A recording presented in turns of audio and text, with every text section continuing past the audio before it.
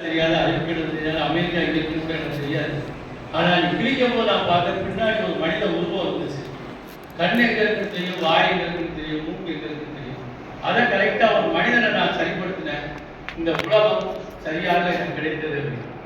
அதுபோல நம்ம இவ்வளவோ நல்ல எண்ணங்கள் எல்லாம் நம்ம நினைக்கிறோம், அதை செய்யணும் நினைக்கிறோம். முதலில் நம்மை அதை சரி செய்து கொண்டு மற்றவர்களை இதில் இணைத்து இந்த நீர்நிலைகளை எல்லாம் நாம் பாதுகாக்க வேண்டிய ஒரு கட்டாயத்தில் இருக்கு.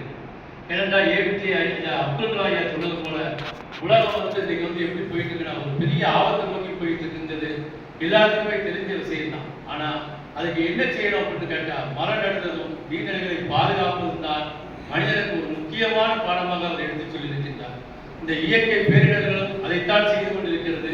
அதைத்தான் நமக்கு அப்பப்போ சுனாமியாகவும் வெள்ளப்பெருக்கு பெருக்கெடுத்து ஓடுவது இதெல்லாம் நம்மளுக்கு ஒரு அறிகுறியைத்தான் காட்டிக் கொண்டிருக்கிறது.